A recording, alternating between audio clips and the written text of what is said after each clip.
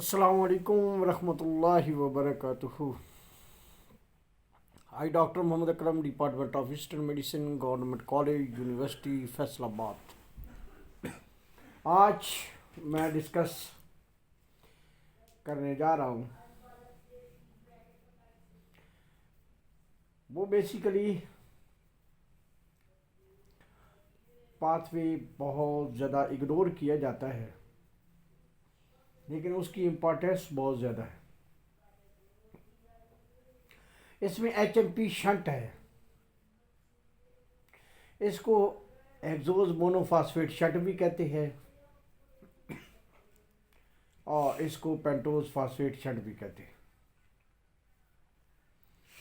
Hexose इसलिए कहते हैं क्योंकि इसका स्टार्ट जो है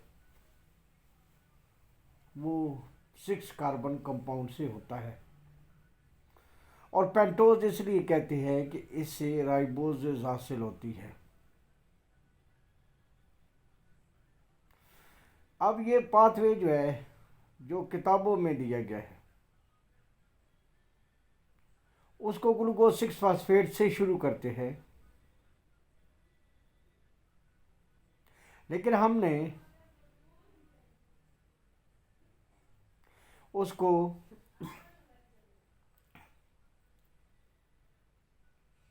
ये अपने जेन में रखना है कि ग्लूकोज 6 फास्फेट के 3 मालिक्यूल है, एक मालिक्यूल एंटर नहीं हो रहा।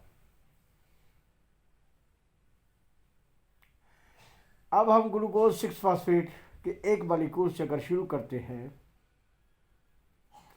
तो ग्लूकोज 6 फास्फेट से 6 फास्फोग्लूकोनोलेक्टोन बनता है, और उसके बाद 6 फास्फोग्लूकोनेट बनता है, और फिर राइबोलोज 5 फास्फेट बनता है।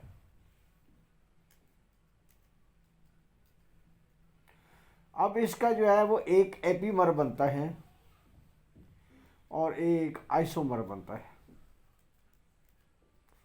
तो उससे राइबोज बनते हैं और जो है वो जाइलुलोज बनते हैं। अच्छा, इन पर ट्रांसकीटोलेज एक्ट करता है और इसका काम है 2 कार्बन को ट्रांसफर करवाना। तो उससे क्या होता है, स्यूडोएप्टोलोज और ग्लाइसरॉल्डिहाइड 3 फास्फेट बनते हैं। अब इन 7 कार्बन और 3 कार्बन कंपाउंड पे ट्रांस एल्डोलेज एक्ट करता है, तो ये 4 कार्बन को ट्रांसफर करता है। तो इसमें जो है एरिथ्रोज 4 फास्फेट और फ्रक्टोज 6 फास्फेट बनते हैं। अब फ्रक्टोज 6 फास्फेट जो है वो हमें हासिल हो गया, तो एरिथ्रोज 4 फास्फेट को हमने जाइलुलोज 5 फास्फेट के साथ मिलाया, तो फिर ट्रांसकीटोलेज ने एक्ट किया, तो 2 कार्बन जो है वो ट्रांसफर हुए। एरिथ्रोज जो है वो फ्रक्टोज 6 फास्फेट बन गया और जाइलुलोज जो है ग्लाइसरॉल्डिहाइड 3 फास्फेट बन गया। तो अगर ये देखा जाए तो होता क्या है कि अगर इंटर कन्वर्जेंस होती है राइबोजेज की, यानी अगर इंटर कन्वर्जेंस होती है राइबोजेज की, तो फ्रक्टोज 6 फास्फेट के 2 मालिक्यूल और ग्लाइसरॉल्डिहाइड 3 फास्फेट का 1 मालिक्यूल हासिल होता है।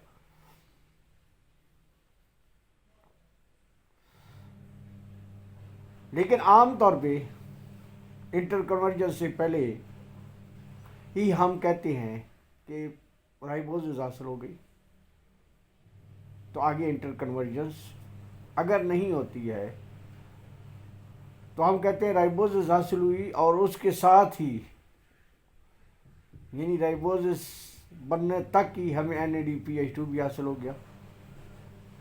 तो HMP शंट जो है इसका काम भी यही है कि इसमें NADPH2 पैदा होते हैं। HMP शंट के अंदर NADPH2 और राइबोजेज पैदा होते हैं, और यही इसका बेसिकली मकसद भी है। तो अगर हेक्सोज यानी कि ग्लूकोज 6 फास्फेट 3 है, तो राइबोजेज जो है वो भी 3 ही मिलेगी। अब राइबोजेज में क्या होता है कि एक एक कार्बन फिर कम होगा, तो अगर 6 कार्बन थे एक ग्लूकोज मॉलिक्यूल में तो 3 ग्लूकोज अगर एंटर हुए तो 18 हुए, तो राइबोज जो है वो फिर 3 बनी तो 15 कार्बन, यानी एक कार्बन जो है वो रिलीज हो गया। इसमें बेसिकली डीकार्बोक्सिलेशन का प्रोसेस हुआ कहीं पे, जिसकी वजह से ये राइबोज बने।